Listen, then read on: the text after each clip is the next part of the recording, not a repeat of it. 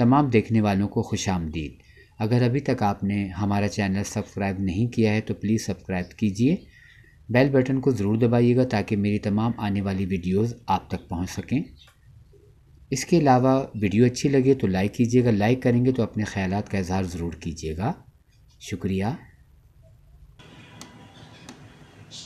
Guddu film archive की जानिब से मेरे तमाम देखने वालों को अस्सलाम वालेकुम। आज की जो पोस्ट है वो रफ़्स के हवाले से है। रफ़्स के हवाले से मैं एक एग्ज़िबिशन भी एक हफ़्ते का लगा चुका हूँ, जो कि कराची के अलियांस फ्रांसे में हुई थी, जिसमें जितनी भी तस्वीर पोस्टर थे वो सारे रक़्स की अक्कासी करती नायाब पोस्टर और तस्वीर थी, और जिन्हें लोगों ने बहुत पसंद किया। इसके मेहमान ख़ुसूसी माजी की मारूफ़ अदाकारा और रक़्क़ासा पन्ना बेगम थी, और इस नुमाइश को बहुत लोगों ने पसंद किया। और जब मैंने अपना ये इंटरव्यूज़ का सिलसिला शुरू किया तो मैंने काफ़ी रक़्क़ासाओं के जो फ़िल्मी थी उनके इंटरव्यूज़ किए, जिनमें मारूफ़ अदाकारा और रक़्क़ासा ड्रेस डिज़ाइनर रक्षी का भी हमने इंटरव्यू किया था, जो कि यूट्यूब पर पहला इंटरव्यू था। उसके बाद तो अभी तक मैंने नहीं देखा कि उनका कोई इंटरव्यू हो, लेकिन ये एक मुकम्मल तफ़सीली और बड़ा मालूमाती इंटरव्यू था। उनसे मुलाकात भी हुई थी, जो कि निगार अखबार में भी शाया हुआ था। इसके अलावा एक और भी हमने उनका इंटरव्यू किया था। तो रक्षी बेगम के 2 इंटरव्यू हमने किए थे, बड़े मालूमाती और तफ़सीली इंटरव्यू थे, जिसमें जो रक़्स के हवाले से मुख्तलिफ़ पहलुओं पर उन्होंने रोशनी डाली थी बड़े अच्छे तरीक़े से। इसके अलावा हमारी मारूफ़ रक़्क़ासा क्लासिकल एमी मिनवाला का भी यूट्यूब पर पहली बार मुकम्मल यादगार इंटरव्यू हमने अपने चैनल पे अपलोड किया था और निगार अखबार में भी लिखा था। इसे भी बहुत लोगों ने पसंद किया। इसके अलावा रक़्क़ासा पन्ना का भी हमने एक बड़ा यादगार इंटरव्यू पहला जो था वो हमने अपने इस चैनल पर अपलोड किया था, और वो निगार अखबार में भी शाया हुआ था। इसके अलावा इनके तो कई इंटरव्यूज़ हैं पन्ना बेगम के, जो हमारे निगार अखबार के जो पढ़ने वाले थे उन्होंने पसंद किया। फिर वही इंटरव्यू जो थे वो मैंने पिक्टोरियल स्टोरी बना के और कुछ वीडियो की शक्ल में बना के अपने चैनल पर अपलोड किए, जिसे भी देखने वालों ने बहुत सराहा। उसके अलावा माजी की अदाकारा फ़रीदा का यूट्यूब पे भी पहला मुकम्मल इंटरव्यू हमारी ही चैनल पर अपलोड किया गया। उसके भी बहुत लोगों ने पसंद किया और बड़ा तफसीली इंटरव्यू था, और न इससे पहले न इससे बाद में फ़रीदा बेगम का कोई इंटरव्यू यूट्यूब पर मौजूद नहीं है। और मारूफ़ क्लासिकल रक़्क़ासा नाहिद सिद्दीकी साहिबा का भी एक यादगार इंटरव्यू हमने कुछ अरसे कबल अपलोड किया था, जिसे बहुत लोगों ने पसंद किया। इसके अलावा अदाकारा और रक़्क़ासा इशरत चौधरी का भी यूट्यूब पर पहली बार एक मुकम्मल इंटरव्यू जो है वो हमारे ही चैनल पर अपलोड किया गया था, जिसे आप देखने वालों ने पसंद किया। इमरोज़िया बेगम का भी इंटरव्यू मुकम्मल तफसीली मैंने कई साल कबल किया था। उसके बाद एक ताज़ा तरीन इंटरव्यू भी मैंने अपने चैनल पे अपलोड किया था। और इसके अलावा सबसे अहम बात यह कि पाकिस्तान फ़िल्म इंडस्ट्री के मारूफ़ कोरियोग्राफ़र हमीद चौधरी साहब का भी मुकम्मल तफसीली इंटरव्यू हमने अपने चैनल पर पहली बार अपलोड किया। ना इससे पहले इनका कोई इंटरव्यू है और ना उसके बाद। फिर तो उनकी वफ़ात हो गई, लेकिन एक तफसीली और मालूमाती बहुत ही ज़बरदस्त इंटरव्यू आप देखिएगा। और मेरी कोशिश है कि इसके तमाम इंटरव्यूज़ के जो लिंक हैं वो मैं डिस्क्रिप्शन में आपके लिए डाल दूँ, तो फिर आप उसमें देख सकते हैं। और पन्ना बेगम के तो मैंने काफ़ी सारे इंटरव्यू किए, और फिर कुछ आर्टिस्ट ऐसे हैं कि जिनसे इंटरव्यू के बाद ऐसा सिलसिला बनता है कि फिर वो कायम रहता है। ये नहीं कि इंटरव्यू करके आ गए और फिर टाटा बाय बाय।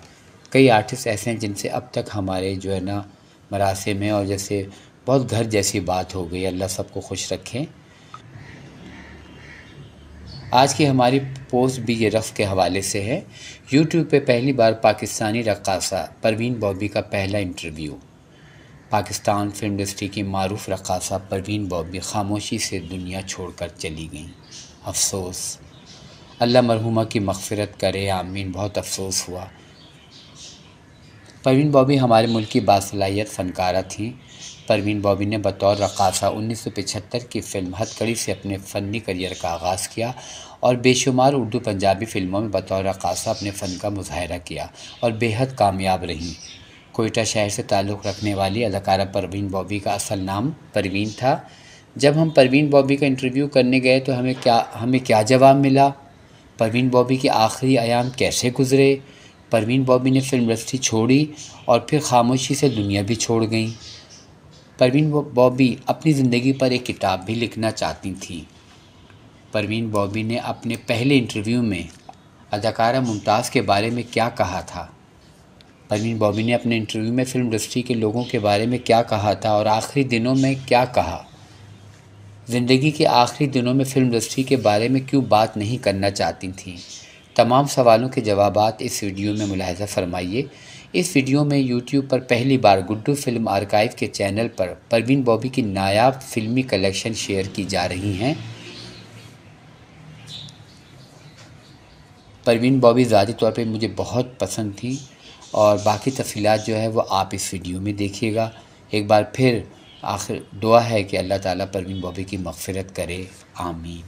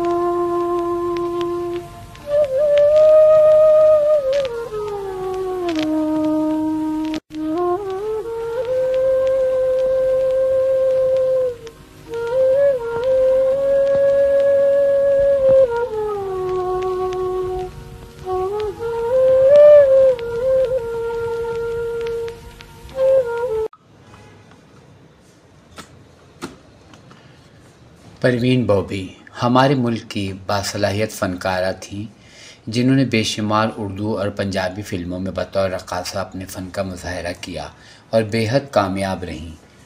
मुझे ज़ाती तौर पर परवीन बॉबी बहुत पसंद थीं। परवीन बॉबी ने बतौर रक़ासा 1975 में रिलीज़ होने वाली फ़िल्म हथकड़ी से अपने फ़नी करियर का आगाज़ किया। पहली बार क्लब डांसर के रूप में अवाम के सामने आईं। मुझे याद है गाने के बोल थे, दिल कलिया नहीं लगना, बाँ फड़ ले कुछ कर ले, हेलो हेलो, इस टाइप का कुछ गाना था। और रक़्स की परफॉर्मेंस भी पहली बार के एतबार से बहुत अच्छी रही। कहीं से नहीं लग रहा था ये कोई नई लड़की है या कोई नई रक़ासा है जो पहली बार किसी फ़िल्म में पहली बार अपने फ़न का मुज़ाहरा कर रही है। बहुत अच्छा काम किया।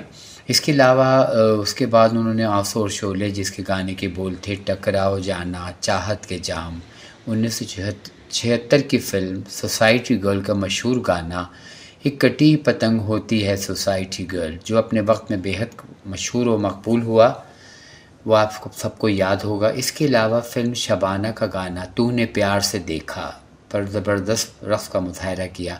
ये गाना और रक़्स मुझे बेहद पसंद है और इसकी परफॉर्मेंस भी परवीन बॉबी की मुझे बहुत अच्छी लगती थी और अब भी अच्छी लगती है। कभी कभी मेरा दिल वो होता है तो मैं मूड होता है रक़्स वग़ैरह पाकिस्तानी देखने का तो मैं ये गाना ज़रूर देखता हूँ। इसके अलावा फ़िल्म अंदाता का जो गाना था, तौबा मेरी तौबा ये प्यार बुरी चीज़ है, परवीन बॉबी के हमरा रक़ासा मिज़ला ने भी बहुत अच्छी परफॉर्मेंस दी और मिज़ला भी मुझे बहुत पसंद थी। मुझे याद है एक बार मिज़ला को देखने के लिए मैं स्टूडियो गया तो पता चला कि आज उनका कहीं कोई प्रोग्राम था कि वो आज नहीं आएंगी, उनकी कोई शूटिंग भी थी। तो मुझे ज़ाती तौर पे उनको सामने देखने का मौका ना मिल सका, जिसका मुझे बड़ा मलाल है। बाद में उनका एक्सीडेंट में इंतकाल हो गया, उसका भी बड़ा दुख है। अल्लाह मरहुमा की मग़फ़िरत करे, आमीन। तो मैं बात कर रहा था फ़िल्म अंदाता के गाने की, जिसमें परवीन बॉबी के हमरा रक़ासा मिज़ला ने भी अच्छी परफॉर्मेंस दी। इस गाने में परवीन बॉबी ने मकड़ी के रूप में रक़्स की उम्दा अदायगी की। इसके साथ मेरे ख़्याल में तितली थी या क्या, वो मिज़ला ने भी कुछ इसी टाइप का ड्रेस पहना हुआ था और ये एवेन्यू में ये गाना शूट हुआ था, फुआरे के पास, जो हम तारीख़ी फुआरा जिसको कहते हैं हम अपने ज़बान में, वहाँ पे ये गाने की शूटिंग हुई थी। मुझे याद पड़ता है इसके अलावा फ़िल्म एक चेहरा दो रूप में भी अदाकार शाहिद के सामने एक गाना था, काम होना था जो महीनों में, तेरी पहली नज़र ने वो काम कर दिया। इस पर भी बड़ी अच्छी परफॉर्मेंस थी। और अभी मिज़ला का जहाँ ज़िक्र हो रहा था, एक और मिज़ला के साथ भी गाना था फ़िल्म नागो नागन का, जो बन का शिकारी आया रे, जिसकी तस्वीर आप देख रहे हैं। ये मिज़ला के हमरा है परवीन बॉबी फ़िल्म नागो नागन में। फ़िल्म कसम उन्नकी में भी अदाकारा संगीता के हमरा इस गाने पे, जिसके गाने के बोल थे, अंग अंग बिन पिया के संग एक पल भी चैन ना आए, रस का बेहतरीन मुजाहरा किया। और ये गाने की धुन जो है ना उससे मिलती हुई थी। वो गाना एक नहीं था पुराना जिस पे सलोनी और हमारी सीमा आंटी ने बड़ा ज़बरदस्त रक़्स किया था। वो मेरे ख़्याल में जीना जीना जीना जीना झिन झिना, दिल दिया तो दिल भर मिला, इस तरह करके। हाँ, कुछ इसी तरह कुछ हो सकता है, आगे पीछे कुछ गाने के बोल ऊपर नीचे हो जाएं, लेकिन ये कि मुझे याद है वो इसी तरह का तर्ज था। इसके अलावा एक और बात मुझे अभी याद आई, दुबई में भी एक शो हुआ था, उस पर परवीन बॉबी ने 3 गानों पे परफॉर्मेंस दी थी। वो शायद अज़रा जहाँ ने वो गाने गाए थे, याद पड़ता है मुझे, सोने दी तवीतड़ी एक ये था, और दूसरा 10 कित्था गुजारी आई रात वे, और इसके अलावा लट्ठे दी चादर उत्ते सलेटी रंग माहिया पर बड़ी अच्छी परफॉर्मेंस दी थी। ये 89 की बात है गालिबन। इस शो की वीडियो भी हमारे आर्काइव में महफूज है, बल्कि पता नहीं कहाँ मिक्स हो गई, इधर उधर हो गई, क्योंकि मैंने शायद आपको बताया नहीं कि मैं अपना सारा जो मेरा कलेक्शन है वो सब उसको स्कैनिंग करवा रहे हैं हम।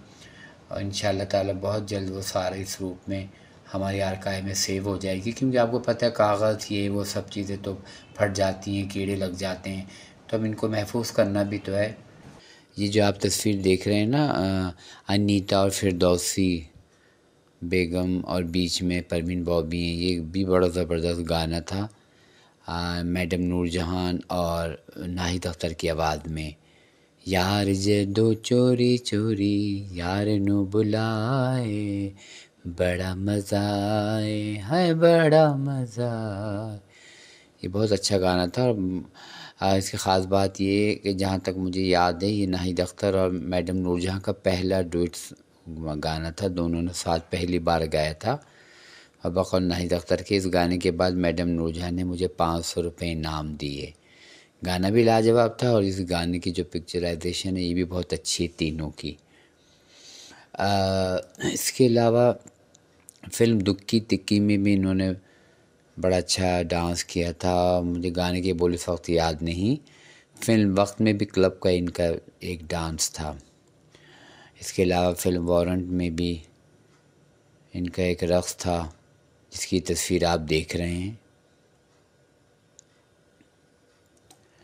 फ़िल्म सोसाइटी गर्ल में जो नए साल का जश्न मनाते हैं तो उसमें भी संगीता और दीगर लोगों के हमरा इनकी अच्छी परफॉर्मेंस थी।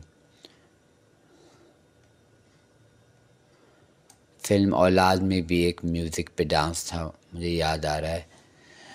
और उसके अलावा अल्लाह आपका भला करे, फ़िल्म पिंडीवाल में भी इनका एक क्लब का डांस था जिसकी ये तस्वीर आप देख रहे हैं।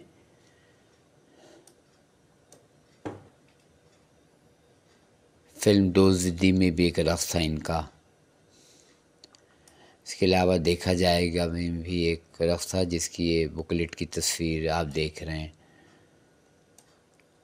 ये तस्वीर जो देख रहे हैं आप, ये फ़िल्म मिस ख़तरनाक से ली गई है। पत्नी इनका फ़िल्म का नाम चेंज हो गया था या यही थी, आसिया बेगम की फ़िल्म थी, उसमें भी इनका एक क्लब का डांस है। और ये ख़तरा 440 में जमील बाबर के हमरा हैं। फ़िल्म जुर्म में कीता सी। इसके अलावा मुस्तफ़ा कुरैशी के हमरा आखिरी मैदान,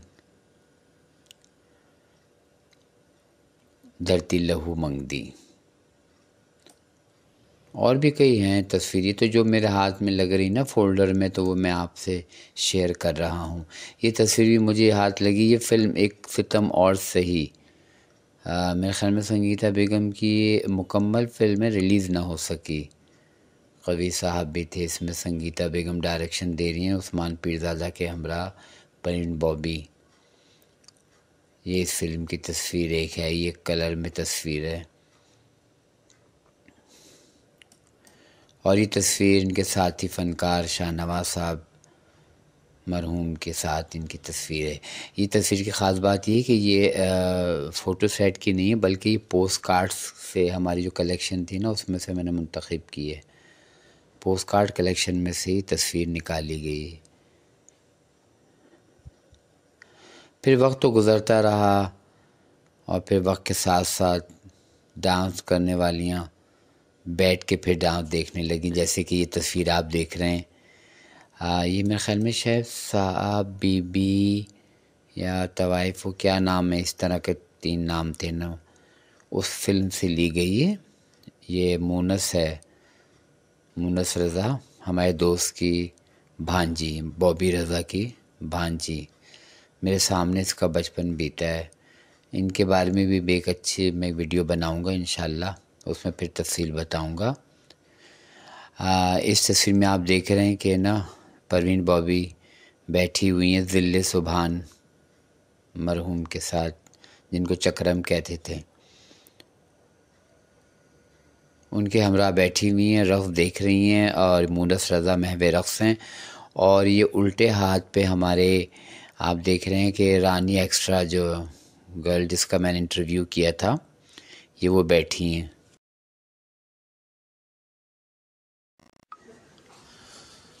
हिदायतकारा संगीता की पहली फ़िल्म बतौर हिदायतकारा सोसाइटी गर्ल में भी परवीन बॉबी का बड़ा अच्छा काम था और वे गाना तो बड़ा मशहूर हुआ था, कटी पतंग होती है सोसाइटी गर्ल। मुझे इस बात पे एक बड़ी अच्छी बात याद आई, मतलब हंसी वाली मैं आपसे शेयर कर रहा हूँ, कि मैं मजाक नहीं उड़ा रहा हूँ, बस एक ऐसी बात है कि इसमें जो वो गोल्डन विग लगाई हुई थी ना परवीन बॉबी ने, तो वो विग जो है ना, बाद में मैंने देखा संगीता ने भी 1000 बार मना किया, मेरी गली में सैयाँ आना, उसमें भी इस्तेमाल की। इस तरह की गोल्डन विग ना बड़ी मशहूर हुई, बहुत लोगों ने लगाई। जैसे कि सबिया बेगम ने उसमें लगाई थी तहज़ीब में, फिर ऐसी वही विग उसी तरह की मैंने दुल्हन रानी में भी सबिया बेगम को लगाते हुए देखा। तो ये तो खैर विगों की जब बात आएगी तो तवील हो जाएगी, अभी तो ज़िक्र हो रहा है परवीन बॉबी का। तो ये गाना भी बड़ा अच्छा था, उसमें इसकी परफॉर्मेंस भी बड़ी अच्छी थी ना।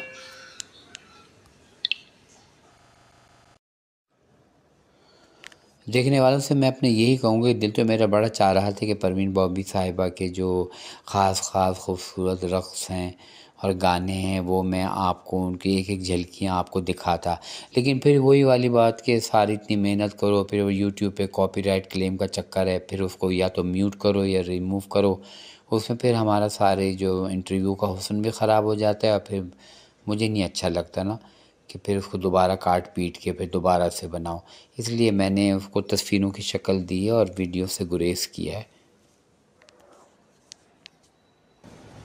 ये कुछ गाने मुझे याद आ रहे थे परवीन बॉबी के, जिन्होंने जिस पर इन्होंने बड़ी बेहतरीन रक़्स की परफॉर्मेंस की है। उसके अलावा भी बहुत सारे हैं और हो सकता है मेरे जहन में इस टाइम नहीं आ रहे, जब आएगा तो फिर मैं आप दोबारा एक दूसरी वीडियो इनकी कलेक्शन की बनाऊंगा तो उसमें इंशाल्लाह उसका ज़िक्र करूंगा।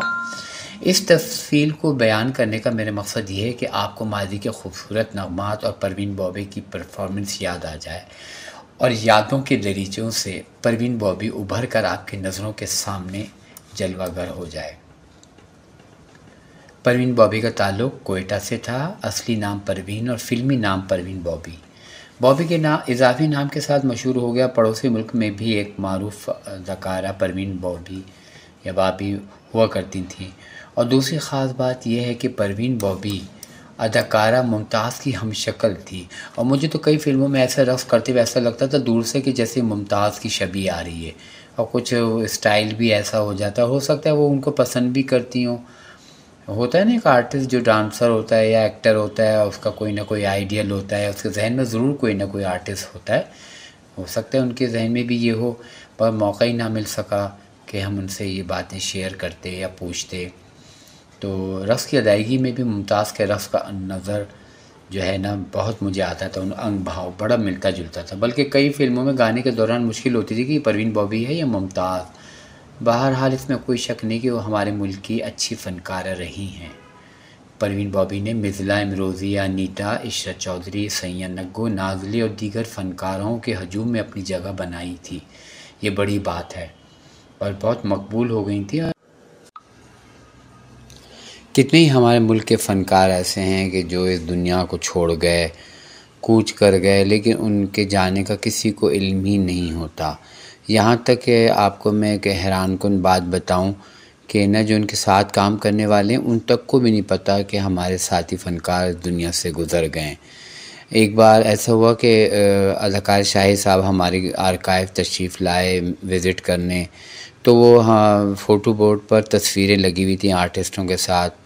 तो निम्मी के साथ मेरी तस्वीर लगी हुई थी, वो इंटरव्यू के दौरान वाली जो हमने की थी ना, तो उस पर नज़र पड़ी तो कह लेंगे ये कौन है। मैंने कहा ये तो निम्मी है। मैंने कहा इसका भी इंतकाल हो गया। कह लेंगे इतनी ज़ोर से चौंके हैं, निम्मी का इंतकाल हो गया, कब, तो पता ही नहीं चला। मैंने कहा इसका तो अरसा हो गया। तो ये है ना, आर्टिस्टों को भी नहीं पता होती है। ऐसी बाबर शरीफ से भी बड़ी दोस्ती थी आर्टिस्टों की सबकी, ज़ाहिर साथ काम करते थे। तो जब एक बार मैं किसी काम के सिलसिले में शायद कोई फ़िल्म देनी थी या कोई काम था, तो मैं कराची वाले घर में बाबर से मिलने गया था। तो बातों बातों में मैंने जब बताया परवीन बॉबी का इंतकाल हो गया, तो वो भी हैरान हुई कि आई कब हो गया, पता ही नहीं लगा, कदों हुआ। मैंने कहा वो तो काफ़ी अर्सा हो गया। तो ये साथी फ़नकारों को भी नहीं पता हो कि हमारे साथी फ़नकार जो थे काम करने वाले कब गुज़र गए। ज़ाहिर है इतना वक्त गुज़र जाता है, लोगों की अपनी ज़िंदगियाँ होती हैं, हम पड़ोस में किसी से नहीं मिल सकते, तो हर आदमी की अपनी मसरूफ़ियत होती है। लेकिन ये कि ये ख़बरें ऐसी होती हैं आर्टिस्टों की, ये छुपती नहीं हैं, क्योंकि ज़ाहिर है वो एक आम आदमी तो होता ही नहीं है, तो उसका तो सबको पता चल जाता है। लेकिन मैं हैरान हूँ। हाँ, और एक और बात मुझे याद आई अदाकारा दीपा का, जब मैंने इंटरव्यू किया था तो वो एक फ़िल्म थी रोटी कपड़ा और मकान के पति इंसान, तो हमारी पाकिस्तानी फ़िल्म थी, उसका एक पोस्टर मैंने, उसमें भी दिया बेगम ने काम किया, ग़ज़ाला बेगम थी और निम्मी, गज़ल वग़ैरह, नदीम, मोहम्मद अली साहब। तो उस पोस्टर पे जब निम्मी की तस्वीर आई तो वो ऐसे मैंने ज़िक्र किया, मैंने कहा निम्मी भी इंतकाल कर गई। तो वो भी ऐसे चौंकी, हाँ ये कब कब इंतकाल हुए, निम्मी मर गई। तो ये कह रहा हूँ कि कितने आर्टिस्ट ऐसे खामोशी से दुनिया से चले गए, हमें तो क्या उनके साथियों को भी पता नहीं चला। अफसोस की बात है।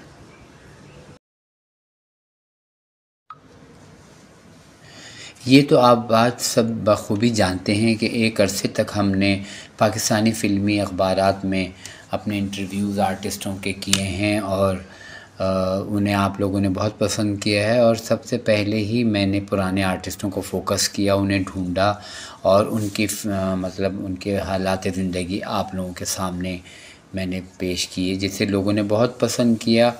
और ख़ास तौर पे रागनी साहिबा का इंटरव्यू, सलोनी और हमीद चौधरी साहब और दीगर कई ऐसे गुमनाम फ़नकार थे, जिनमें अदाकारा निमी मरहुमा, एक्स्ट्रा रानी गर्ल और दीगर बेशुमार इंटरव्यूज़ हैं, जिनको आप देखने वालों ने, पढ़ने वालों ने पसंद किया। और मैंने निगार में एक अरसे तक लिखा है। फिर जो वक्त बदलता रहा तो फिर ज़ाहिर है अब एक हफ़्ते कौन इंतज़ार करेगा अखबार का।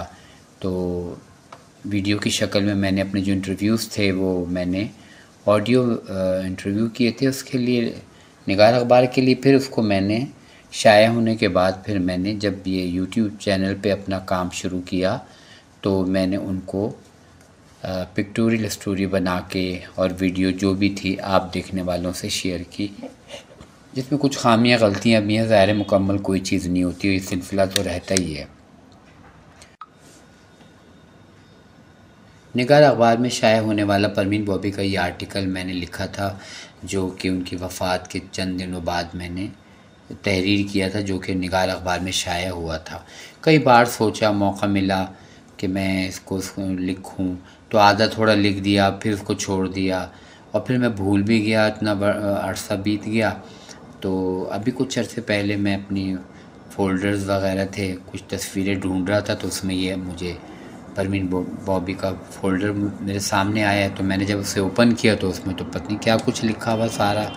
दोबारा से मुझे याद आ गया, मैंने सोचा कि चलो अपने देखने वालों से शेयर करूं। परवीन बॉबी से मिलने का मुझे बड़ा शौक़ था। मैं जब भी लाहौर जाता तो उनका कुछ ना कुछ कलेक्शन लेके जाता कि शायद कभी मुलाकात हो जाए। मैंने बहुत ढूंढा मगर वो कभी मुझे उनका मतलब अता पता नहीं मिला। लोगों ने कहा जी इंडस्ट्री छोड़ चुकी हैं, किसी ने कहा वो मिलती नहीं है, किसी ने कहा वो लापता हैं। जैसे कि होता है हमारे यहाँ, एक ये अलमिया है कि जो हमारे आर्टिस्ट हैं इतना अच्छा उन्होंने काम किया, दिलों पे राज किया, लोगों के दिलों में अपने नक्श छोड़े, फिर वो एकदम से गायब हो जाते हैं। तो जो फिल्म बीने वो देखना चाहते हैं कि वो अब कहाँ किस हाल में, उनको क्या प्रॉब्लम है, वो कैसे हैं, देखना चाहते हैं उन्हें। लेकिन हमने जिस तरह उनको हाईलाइट किया और मैंने बताया, तो हमारा मकसद ये नहीं होता था कि भाई वो अब इतनी बुरी हालत में या उनका यह हाल है। मेरे चैनल पे आप कोई भी इंटरव्यू उठा के देख लें, कभी मैंने किसी आर्टिस्ट की कोई तज़लील नहीं की, उनको मतलब एक अच्छे ही अंदाज में पेश किया। बल्कि वो बहुत खुश होते थे कि आप हमें इस तरह पेश करते हैं, इस तरह हमें चाहते हैं, हमें खुशी होती है। वरना तो हम लोग तो हमें भूल चुके हैं, मुंतशिर कर चुके हैं। कई आर्टिस्ट ख़ुद मुँह से कहते थे। लेकिन इज़्ज़त ज़िल्लत तो अल्लाह के हाथ में, हमारी क्या औकात कि हम किसी को कुछ कहें। बहरहाल ये अच्छे लोग थे हमारे साथ, इन्होंने काम अच्छा किया, हमने इन्हें देखा, पसंद किया, तो हमारा भी दिल चाहता था कि भाई हम इनसे मिलें, इनसे। बल्कि मैं तो अपने आप को बड़ा खुश नसीब समझता हूँ कि जिसको भी चाहा वो मुझे मिला और अच्छी तरह उन्होंने मुझे वक्त दिया, बात की। तो इसी तरह परवीन बॉबी को भी मैंने काफ़ी ढूंढा मगर वो नहीं मिली कि मैं मालूम करूं कि वो कहाँ हैं। उनका रिकॉर्ड लेके जाता, लेकिन वही मायूस, कोई अता पता नहीं। फिर एक दिन जब हम लाहौर गए एक बार, तो मुझे पता चला कि परवीन बॉबी जो हैं वो फ़लाँ इलाक़े में रहती हैं। तो ये खुशी तो मेरे लिए नाकाबिले बयान थी कि मैं परवीन बॉबी साहिबा से मिलूं और मैं उनको मतलब जैसे ना उनको चीज़ें दूंगा, जैसे कि मैं अपने इंटरव्यूज़ में करता हूँ। उनको एक ही चीज़ दिखा के और फिर उनसे पूछता हूँ अपनी यादें शेयर करें। तो मुझे परवीन बॉबी साहिबा का नंबर मिल गया, लेकिन जिस दुख और ज़हनी तकलीफ़ से हम दो चार हुए वो नाकाबिल बयान है। बहरहाल वो एक लंबी दास्तान है। मुख्तसर ये आपको बताऊं कि हमने जब परवीन बॉबी को फ़ोन किया तो कुछ इस तरह हमारी बात हुई। हेलो अस्सलाम वालेकुम। जी वालेकुम सलाम। आप कौन? जी मैं गुड्डू बात कर रहा हूँ, कराची से आए हूँ। आपको किससे बात करनी है? जी मुझे परवीन बॉबी से बात करना है। आप परवीन बॉबी हैं? नहीं जी, मैं उनकी बहन बात कर रही हूँ। अच्छा, आप परवीन बॉबी से किस सिलसिले में बात करना चाहते हैं? जी मुझे उनका इंटरव्यू करना है और मेरी एक फ़िल्म आर्काइव है और मैं कुछ उनका फ़िल्मी रिकॉर्ड उन्हें बतौर तोहफ़ा देना चाहता हूँ बिला मुआवज़ा, बेलॉस। और मैं यूँ समझो कि मैं उनका फ़ैन भी हूँ, मेरी ख्वाहिश है कि मैं उनसे मिलूँ। तो ख़ातून ने कहा लेकिन माफ़ कीजिएगा, वो किसी से नहीं मिलती और ना ही फ़िल्म के हवाले से कोई बात करना चाहती हैं। हमने जवाब दिया, लेकिन ऐसा क्यों है? ख़ातून ने कहा, वो शोबिज़ की दुनिया छोड़ चुकी हैं, अब उनको फ़िल्म इंडस्ट्री से कोई दिलचस्पी नहीं है, अब वो उन झमेलों से बहुत दूर हैं। इंटरव्यू का तो सवाल ही पैदा नहीं होता कि आप उनसे इंटरव्यू करें। अच्छा, हमने कहा आप कौन है? कहने मैं उनकी बहन हूँ। मैंने कहा जी आपसे मेरी गुजारिश है कि चलें इंटरव्यू ना सही मगर आप मुझे उनसे मिला तो दीजिए, बड़ी मेहरबानी होगी आपकी। तो ख़ातून ने थोड़ी देर ख़ामोशी के बाद है, ठीक है मैं उनसे बात करके आपको बताऊंगी। आप ऐसा कीजिए कि 2-3 दिन बाद कॉल कीजिएगा, क्योंकि इस वक्त मैं लाहौर से बाहर हूँ। मैं जब घर जाऊंगी तो फिर मैं उनसे बात करूंगी। तो जब ये बात उन्होंने की तो मुझे कुछ लगा कि वो कुछ टाल मटोल से काम ले रही हैं या शायद बात कराना नहीं चाहती, लेकिन वही वाली बात है, मैंने कोशिश तो अपनी जारी रखी। मैंने कहा ठीक है मैं आपको 1-2 दिन बाद कॉल करूँगा। फिर अचानक बोली कि अच्छा ये बताएं आपको ये नंबर किसने दिया है? तो मैंने कहा जी मुझे बस मिल गया, लगन सच्ची हो तो इंसान को ये नंबर वंबर तो कोई हैसियत नहीं रखते। अब कुछ मुझे बस ये ख्वाहिश है कि मेरी उनसे आप मुलाकात करा दें। तो हमने पूछा आप ये बता सकती हैं कि परवीन बाबी की रिहाइश कहाँ है? तो ख़ातून ने कहा सॉरी ये मैं नहीं बता सकती, आप बाद में कॉल कीजिएगा। वैसे अल्लाह का शुक्र है वो अपनी ज़िंदगी जो है वो खुश खुर्रम गुजार रही हैं और शोबिज़ के नाते तोड़ दिए हैं। ये कहकर ख़ातून ने फ़ोन बंद कर दिया, मगर हमारे कान खड़े कर दिए कि मिलना बहुत मुश्किल है। खैर हम 2-3 दिन के बाद वक्फे वक्फे से कॉल करते रहे और शायद हमारा नंबर देकर ख़ातून कॉल रिसीव नहीं कर रही थी। घर का पता भी नहीं था हमारे पास कि जो परवीन बॉबी के घर जाते सो मायूस होकर अपने दीगर काम सर अंजाम देकर हम दूसरे मतलब अज़ीज़ व अक़ारिब उनसे मिलने में लगे रहे, लेकिन वक्तन फ़ौक्तन फ़ोन करते रहते, लेकिन उन्होंने फ़ोन एक बार भी नहीं उठाया। फिर एक दिन मैंने कोशिश की कि किसी तरह इससे एड्रेस निकलवाया जाए, लेकिन बस इतना वक्त नहीं था कि अब मैं इतनी गहराई में जाता। ये जो गुफ्तगू थी हमारी 12 या 13 अप्रैल को हुई थी। अच्छा, अदाकारा निम्मी के भाई जो है ना आफ्ताब, मेरा बहुत पुराना दोस्त है, उसने हमें बताया था कि परवीन बॉबी अपनी ज़िंदगी की कहानी लिखना चाहती हैं और माली तौर पे ठीक ठाक हैं। कराची आने के कुछ दिन बाद आफ्ताब गोशी को हमने लाहौर फ़ोन किया तो उन्होंने बताया कि वो परवीन बॉबी का जो है वो इंतकाल हो गया है। तो मुझे ये सुनकर बहुत अफ़सोस हुआ। मैंने कहा आपको कैसे पता चला? कहेंगे बस मुझे मालूम हो गया, उनकी मेरी जो एक अज़ीज़ हैं उनकी बहन से उनके ताल्लुकात हैं तो वहाँ से पता चला है। ये सुनकर मुझे वाकई बहुत दुआ है कि इंसानियत के नाते और दूसरी हमारी फ़नकारा की वफ़ात का दुख इस तरह वो खामोशी से चली गई। हमने इज़हार अफ़सोस के लिए सोचा कि चलो उनकी बहन को फ़ोन किया जाए।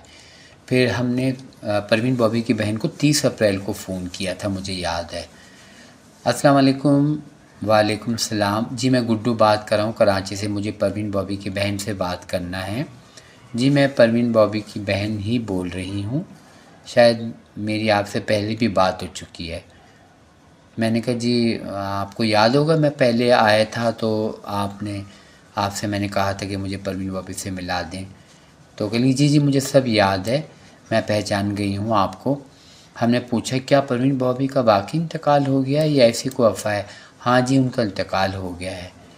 तो क्या ऐसा हो गया था, क्या वो बीमार थी? तो उनकी बहन ने कहा, जवाब दिया उन्होंने, मुझे कहा कि दरअसल उन्हें हार्ट की तकलीफ़ हो गई थी। हमने कहा, हमें ये सुनकर बहुत दुख हुआ, हमें सुनकर बहुत दुख हुआ कि उनका इंतकाल हुआ। देखिए ना, इंसान की ज़िंदगी कितनी मुख्तसर होती है, कुछ नहीं पता क्या हो जाए पल में। मगर अफसोस इस बात का भी है कि आपने हमें उनसे नहीं मिलवाया। परवीन बॉबी की बहन ने जवाब दिया, दरअसल मैंने तो आपको पहले भी बताया था ना कि फ़िल्मी ताल्लुक़ और राब्तों से उन्होंने अलहदगी इख्तियार कर ली थी, और वो बिल्कुल नहीं चाहती थी कि फ़िल्म के ऊपर कोई बात करे या कोई इंटरव्यू करे या इस राब्ते से कोई उनसे मिले। तो आप जो तस्वीर कलेक्शन कुछ भी जो लेकर आए थे ना, तो वो देखने का तो अलग बात है कि वो शायद दरवाज़ा भी नहीं खोलती। मैं उनकी बहन हूँ, मुझे उनकी आदत का पता थी। वो इतनी मतलब उनका दिल चीज़ों से दूर हो गया था कि आपको और मायूसी होती। अभी आप नहीं मिले ना तो इतना दुःख नहीं है, लेकिन वो आपको देख के कुछ कह देती या दरवाज़ा बंद कर देती तो आपको ज़्यादा दुःख होता। तो मैं मजबूर थी भाई, मैंने इसलिए आपको नहीं मिलवाया। अच्छा, आप ये बताएं कि उनके कितने बच्चे थे?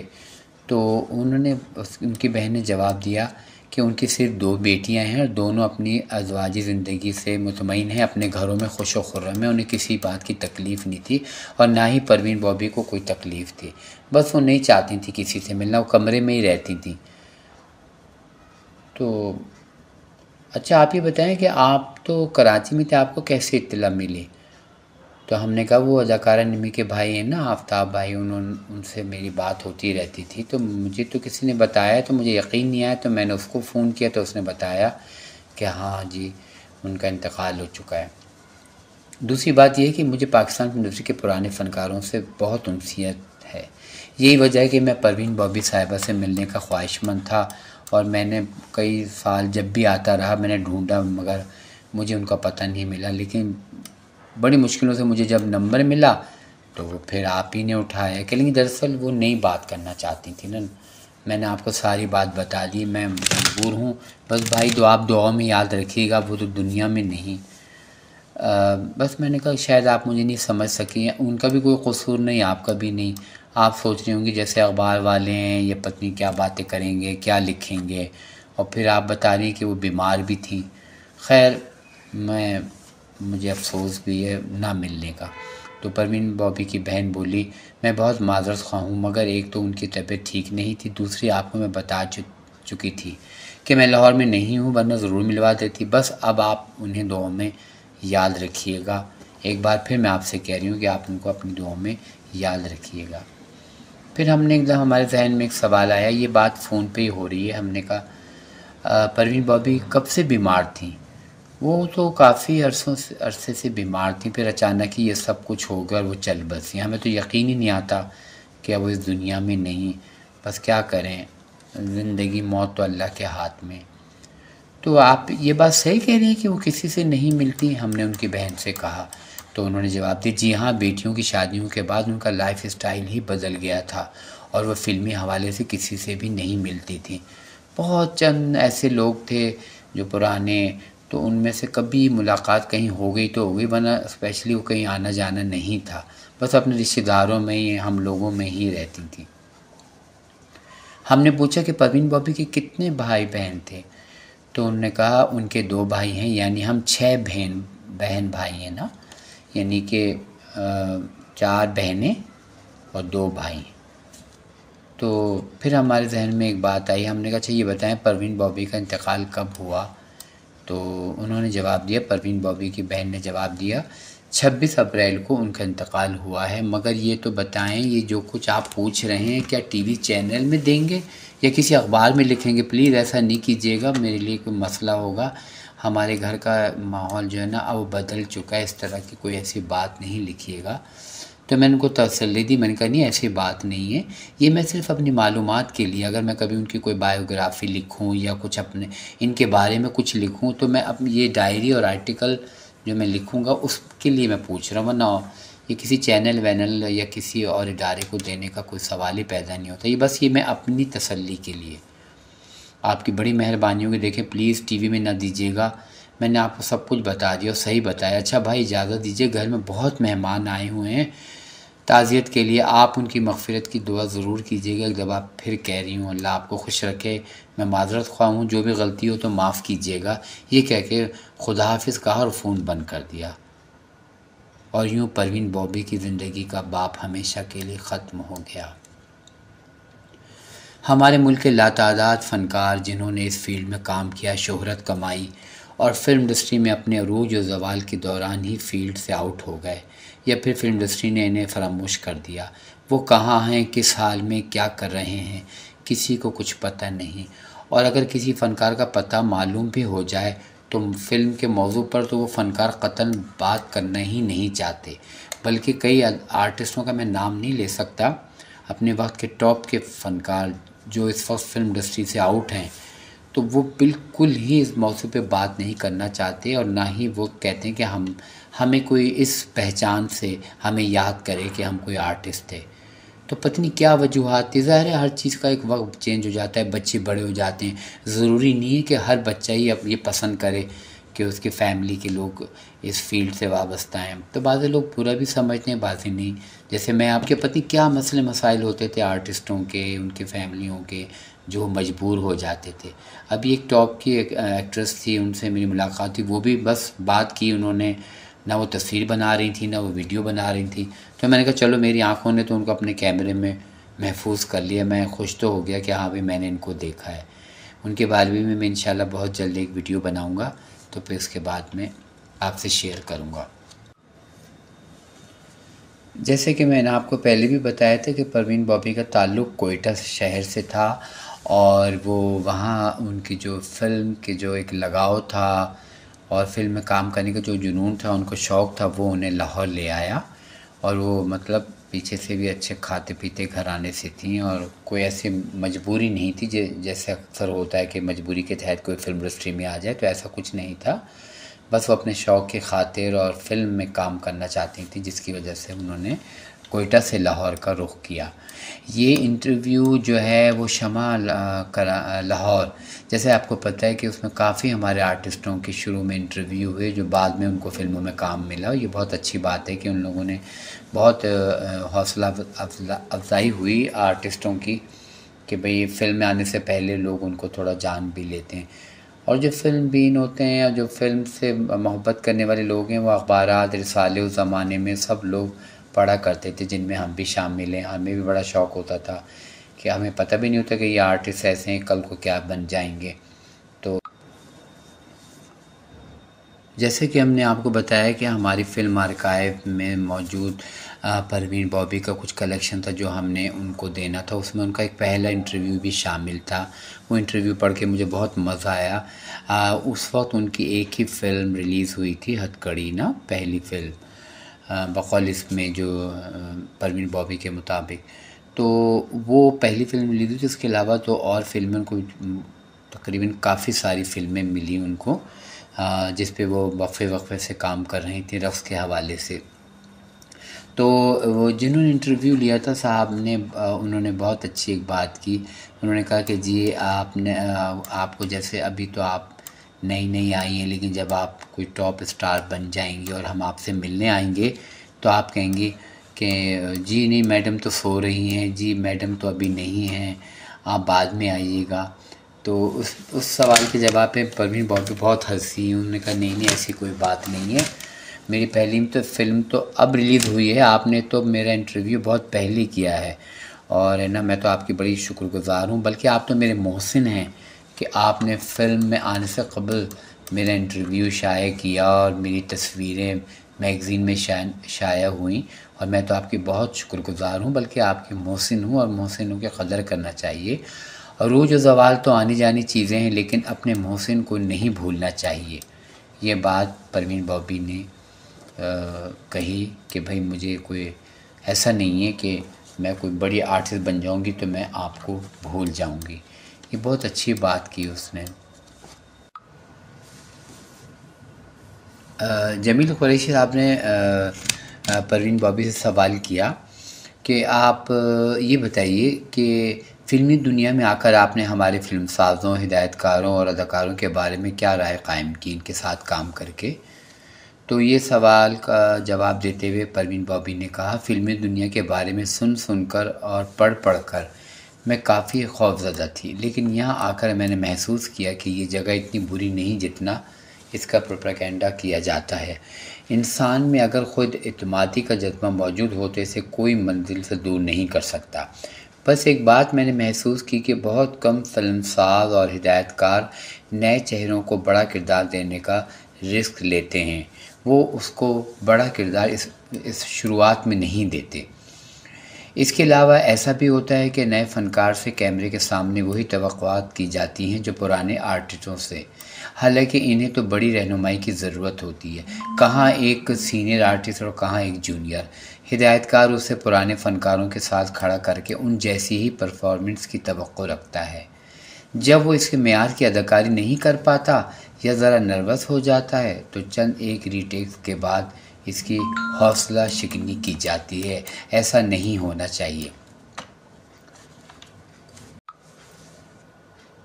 परवीन बॉबी ने कहा, यही हाल हमारे फ़नकारों और टेक्नीशियनों का है। मेरी इन सबसे इल्तिजा है कि उन्हें नए फ़नकारों से भरपूर ताउन करके उनकी हौसला अफजाई करनी चाहिए ताकि ज़्यादा से ज़्यादा नए चेहरे मैदान में आए और चंद बड़े फ़नकारों की उजारदारी ख़त्म हो। ज़्यादा आर्टिस्ट होंगे तो फ़िल्में तेज़ी से मुकम्मल होंगी और ज़्यादा बनेंगी। एक और सवाल जमील साहब ने किया कि आपके साथ इन लोगों ने क्या सलूक किया। इसका जवाब देते हुए परवीन बॉबी ने कहा कि मैं चूँकि बुनियादी तौर पर रक्कासा हूँ, रक़्स की तालीम मैंने खूब महारत से हासिल की है और मेरी पहली फ़िल्म बंदी भी रक़्स के ज़रिए हुई थी, इसलिए मुझे कोई दुश्वारी पेश नहीं आई। ऐसे हाफिज़ साहब बड़े उम्दा हिदायतकार हैं। उन्होंने मेरी बड़ी हौसला अफजाई की। कई रीटेक्स के बावजूद उनके माथे पर बल नहीं आया और वो कहते रहे, कोई बात नहीं, इस मर्तबा बहुत अच्छा शॉट होगा, अगली दफ़ा और इससे अच्छा होगा। मुझे चूँकि कैमरे के सामने काम करते हुए कोई ज़्यादा अरसा नहीं हुआ, मैं पहली बार काम कर रही थी और मुकालमे वग़ैरह अदा करने का तजर्बा भी नहीं था, इसलिए हाफिज़ साहब को काफ़ी मेहनत करना पड़ी मुझ पे। एक शॉट के दौरान मुझे एक्टिंग करते करते गिरना भी था। मैंने एक दो रिहर्सलों के बाद शॉट दिया तो मैं बड़े नेचुरल अंदाज में गिरी। गिरते ही मैंने हाफिज़ साहब से खुशी से कहा, कही हाफिज़ साहब कैसा एक्शन किया मैंने। ये कहते वक्त मैं भूल गई थी कि अभी शॉट कट नहीं हुआ और कैमरा चल रहा था, और बाद में मुझे पता चला तो सब लोग बहुत हंसे। जमील कुरैशी साहब ने सवाल किया कि परवीन बॉबी कौन सी फ़िल्म थी जिसमें तुम मुकालमे करते करते गिर पड़ी और फिर तुमने ये बोला। तो परवीन बॉबी ने कहा कि फ़िल्म का नाम था खून के आंसू। तो मैं अपने देखने वालों से ये कहूँगा, खून के आंसू का मुझे जहाँ तक याद पड़ता है इसका नाम बाद में तब्दील कर दिया गया था और मेरे ख़्याल में आंसू और शोले, हाँ कुछ इसी तरह बाबर शरीफ और ग़ुलाम मोहिउद्दीन की फ़िल्म थी। और मुझे याद है उसमें फिरदौसी बेगम के भी रक़्स थे, बड़े वो जो हेलन टाइप के, वो पूरे उन्होंने फरवर लगा के और वो बड़े ज़बरदस्त ड्रेस पहने थे उसमें। तो हाँ, मैं अपने देखने वालों से ये कहूँगा, जैसे कि मैंने आपको पहले बताया था ना कि परवीन बॉबी साहिबा की शक्ल भी मुमताज़ से बहुत मिलती जुलती थी, या वो आई मेकअप और ये इस तरह करती थी ना कि दूर से ऐसा लगता था जैसे ये मुमताज़ बेगम है और वो ही रक़्स कर रही हैं, उसी तरह का ड्रेस का अंदाज़ ये वो, तो ऐसा लगता था। तो कहने का मतलब मेरी ये है कि जमील कुरैशी साहब ने भी परवीन बॉबी से सवाल किया कि आपके चेहरे और जिस्म के अक्सर पहलू अदाकारा मुमताज़ से मिलते जुलते हैं, हत्ता कि आपकी आँखें तो क़तई तौर पर मुमताज़ की आँखों की चुगली खाती हैं। आपके ख़्याल में ये चीज़ आपके लिए सूदमंद है या नुकसानदेह है? इस सवाल का जवाब देते हुए परवीन बॉबी ने कहा, मेरी शक्ल सूरत हरगिज़ मुमताज़ से नहीं मिलती। अदाकारी में भी मेरा अपना अंदाज़ है, रक़्स भी मैं अपने ही अंदाज़ में करती हूँ। अक्सर लोग मुझे यही कहते हैं कि मुझे मुमताज़ की हम शक्ल कहते हैं, हालांकि ऐसी कोई बात नहीं। फ़र्ज़ कर लीजिए ऐसा है भी तो मैं इसको अपने लिए किसी तरह सूदमंद नहीं समझती, क्योंकि मैं खुदा न खास्ता ना तो मुमताज़ के मुकाबले में आई हूँ और ना उससे काम छीनने का कोई इरादा है, ना या इस मकसद से आई हूँ। मुमताज़ बड़ी फ़नकारा है, मुझसे सीनियर है, उसे इसके क्रेडिट से काम मिलेगा और मुझे मेरी अपनी ज़ाती मेहनत से काम मिल रहा है। मैं मुमताज़ की बहुत इज़्ज़त करती हूँ, वो सीनियर आर्टिस्ट हैं और मेरे लिए इसका एहतराम वाजिब है। लेकिन अक्सर लोग, ये फ़िल्म के लोग, ये मुझसे कहते हैं कि आपको वही फ़िल्में मिल रही हैं जिनमें मुमताज़ को फ़िल्मसाज़ पहले कास्ट करने का इरादा रखते थे। तो मैं नहीं जानती, वैसे अगर मुझे पता चल जाए कि किसी फ़िल्म में मुमताज़ को कास्ट से अलग करके मुझे कास्ट किया जा रहा है तो मैं हरगिज़ ऐसी फ़िल्म कबूल नहीं करूँगी। जमील कुरैशी साहब ने एक और सवाल किया कि हथकड़ी में आपने बहुत अच्छा रक़्स किया है और कई जावियों से आप मुमताज़ ही नज़र आती हैं, लेकिन इस रक़्स में आपने अपने जिस्म के साथ चेहरे को भी इतनी तेज़ी से हरकत दी है कि अक्सर शॉट्स में आपका चेहरा वाज़ेह तौर पर नज़र नहीं आता। इसकी क्या वजह है? परवीन बॉबी ने अपने इस इंटरव्यू में इस सवाल का जवाब देते हुए कहा कि हथकड़ी मेरी पहली फ़िल्म है, मुझे कैमरे के सामने रक़्स करने का पूरी तरह तजर्बा न था। जिस तरह डांस डायरेक्टर ने मुझे डायरेक्शन दी, हिदायत दी, मैं करती रही। कैमरामैन अगर मुझे बता देता कि चेहरे के तेज़ हरकत मेरे चेहरे के गैर वाज़ेह कर रहे हैं चेहरे के तासुरात को, तो मैं एहतियात से काम लेती। बहरहाल ये चीज़ मैंने ख़ुद भी महसूस की है जो आपने बोला है, और आइंदा के लिए कैमरे के सामने इस बात का ख़ास तौर पर ख्याल रखती हूँ। जमील कुरैशी साहब ने अगला सवाल किया कि आजकल फ़िल्मों में उरियानियत की वबा बुरी तरह फैली हुई है और ख़ास तौर पर रक़्स करने वाली ऐसी बहुत सारी लड़कियां आ गई हैं जो कि रक़्स के दौरान बेहद उरियां हो जाती हैं और इतनी फ़हाश हरकत करती हैं कि देखने वालों को शर्म महसूस होने लगती है, और कोई शरीफ आदमी अपनी फ़ैमिली के साथ ऐसी फ़िल्म नहीं देख सकता। आप भी चूँकि एक रक़्क़ासा हैं, तो क्या फ़िल्म में आने से क़ब्ल आपके ज़हन में ये बात नहीं थी कि कामयाबी का पहला ज़ीना तय करने के लिए आपको उरियानियत और फ़हाशी के कांटों पर से गुज़रना होगा? जमील कुरैशी के इस सवाल पर परवीन बॉबी ने कहा कि आपका बड़ा सवाल जो है बहुत तवील है, लेकिन मुझे खुशी कि आपने वक्त के नाजुक तरीन मसले का तज़किरा किया है, और मैं अपनी उम्र और तजुर्बे के एतबार से इतनी सियानी नहीं हूँ कि आपके सवाल का कोई माक़ूल जवाब दे सकूँ, लेकिन फिर भी अपनी ज़हनी इस्तिक़ात के मुताबिक अर्ज़ किए देती हूँ कि उरियानियत और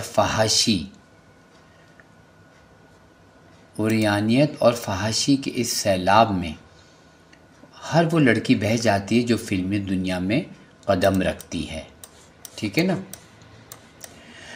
लेकिन मैंने फ़ैसला किया था और मुझे इस अमर का शिद्दत से पहले ही एहसास था कि अपने जहन में मैंने ये बात बिठा ली थी और फ़ैसला भी कर लिया था कि अगर तरक्की का ज़ीना तय करूँगी तो सिर्फ़ और सिर्फ फ़न के ज़रिए, वरना वापस कोयटा चली जाऊँगी। उरियानियत और फ़हाशी का रास्ता मैं हरगिज़ अपनाना नहीं चाहती, लेकिन बाज़ औक़ात इंसान वक्त के हाथों मजबूर भी हो जाता है। मैंने जितनी फ़िल्मों में रक़्स किए हैं वो किरदार की नौइयत के मुताबिक किए हैं, किरदार के मुताबिक ही लिबास पहना है। आजकल हमारी फ़िल्मों में क्लबों को बहुत अहमियत दी जा रही है।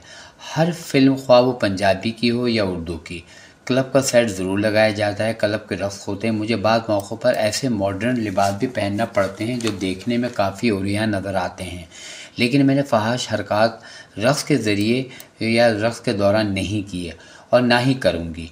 लिबास ऐसे मैंने इसलिए पहना है और इसलिए गवारा कर लिया कि बड़े बड़े क्लबों में रक़्क़ासाओं के ऐसे ही लिबास होते हैं, और जब तक ऐसे लिबास ना पहने जाएं, रक़्क़ासा का सही किरदार अदा नहीं हो सकता।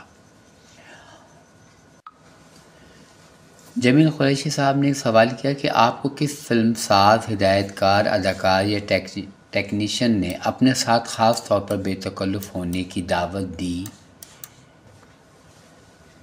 इस सवाल का जवाब परवीन बॉबी ने कुछ इस तरह दिया कि मैंने अपने आप को बताया है कि ना, मेरे रवैये के पेश नज़र किसी भी फ़िल्मी शख्सियत ने मुझे ऐसी गलत दावत नहीं दी। मेरा ख़्याल है ऐसी दावतें वो लड़कियां कबूल करती हैं जिन्हें अपने फ़न पर एतमाद ना हो, जो सिर्फ़ अपने जिस्म की सुपुर्दगी के सहारे आगे बढ़ना चाहती हूँ। अब मैंने जो इतनी मेहनत और मुशक्क़त से रक़्स की तालीम हासिल की और ख़ुद मैं फ़नी सलाहियतें अपने आप में पैदा की हैं मैंने, क्या इसलिए कि किसी शख्सियत की कीप बनकर आगे बढ़ूँ? अगर ऐसा ही होता तो मुझे क्या ज़रूरत थी कि रक़्स की तालीम हासिल करती, इतनी मेहनत करती, सीधी तरह किसी फ़िल्मसाज़ की झोली में गिर जाती और ठाठ से हीरोइन बन जाती। लेकिन मेरा ये ईमान है कि ऐसी लड़कियां जिनमें फ़नी सलाहियतों का फ़ुक़दान है, वो कभी भी आगे नहीं बढ़ सकती। वो किसी फिल्मसाज या हिदायतकार की दाश्ता तो बन सकती हैं, फ़नकारा नहीं बन सकती। परवीन बॉबी का सवाल सुनकर जमील साहब ने कहा, उम्र तो आपकी बहुत छोटी है परवीन, लेकिन बातें आप बड़े फ़िलासफ़र वालों की तरह करती हैं। तो परवीन बॉबी ने हंसकर कहा, आपसे दो एक और तवील मुलाकात हुई तो यकीनन फ़िलासफ़र हो जाऊंगी, अभी तो नहीं हूँ। अच्छा, ये बताइए कि हमारे सीनियर फ़नकारों ने आपको खुशामदीद कहा या आपकी हौसला शिकनगी की? परवीन बॉबी ने कहा, मुझे शुरू में तो डर तो यही था कि न जाने बड़े फ़नकार मेरे साथ क्या सलूक करें, क्योंकि सुना यही था कि नए फ़नकार को हर तरीके से नर्वस करने की कोशिश की जाती है ताकि वो बददिल होकर इंडस्ट्री को छोड़ दे और बड़ों की उजारदारी कायम रहे। लेकिन मेरे तमाम खदशात गलत साबित हुए। सभी सीनियर फ़नकारों ने मेरे साथ बहुत ताउन किया और मेरी बड़ी हौसला अफजाई की। मैं अगर नर्वस भी होती तो वो ये कहकर मेरी हिम्मत बंधाते कि कोई बात नहीं, शुरू में हम भी ऐसे ही थे, तुम नर्वस मत हो और इंशाल्लाह इससे ज़्यादा बेहतर करोगी, वगैरह वगैरह। मैं सभी सीनियर फ़नकारों की शुक्रगुज़ार हूँ। अब अदाकारा संगीता ने अपनी ज़ाती फ़िल्म सोसाइटी गर्ल में मुझे बड़ा अहम रोल दिया है।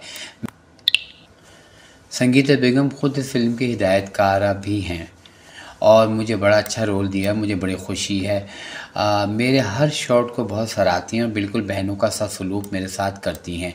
उनके हुस्न सलूक से मैं इतनी मुतासिर हूँ कि एक मर्तबा शीशों से बने हुए प्लेटफॉर्म पर रक़्स के दौरान शीशा टूटकर मेरे पाँव में चुभ गया और मेरा पाँव बुरी तरह ज़ख्मी हो गया। बड़े प्यार से संगीता बेगम ने मेरी मरहम पट्टी करवाई और मुझे आराम करने के लिए कहा, लेकिन उसके खुलूस को देखते हुए मुझसे ये गवारा ना हो सका कि शूटिंग अधूरी छोड़ दूं।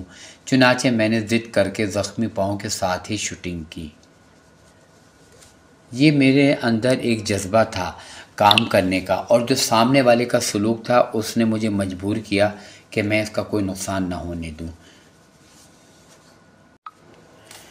जमील कुरैशी साहब ने एक और सवाल किया कि आप इतने मॉडर्न ड्रेस पहनती हैं और ये आपको सेट के ऊपर लोग आपसे बेतकल्लुफ़ होने की कोशिश नहीं करते?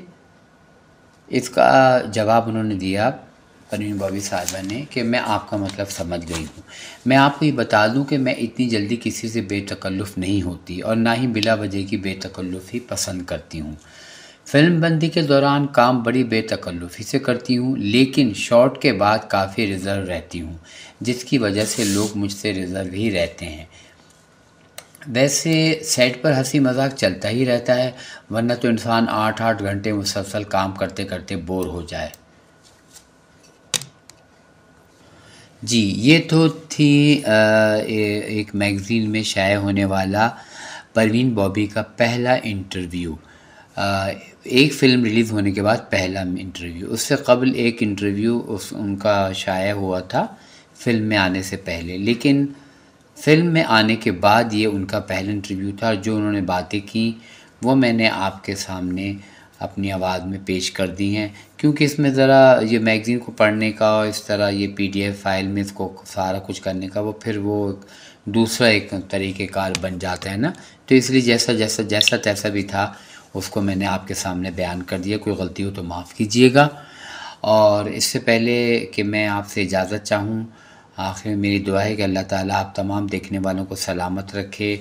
दुआ में याद रखिएगा, मैं भी और आप भी इंशाअल्लाह आइंदा फिर किसी भी मौजू या किसी भी इंटरव्यू या कोई फ़िल्मी मवाद हाथ लगा या मुझे वक्त मिला तो इंशाअल्लाह ज़रूर आपकी खिदमत में पेश करूँगा। अपना बहुत ख़याल रखिएगा। इंशाअल्लाह फिर मुलाकात होगी। अल्लाह हाफ़िज़।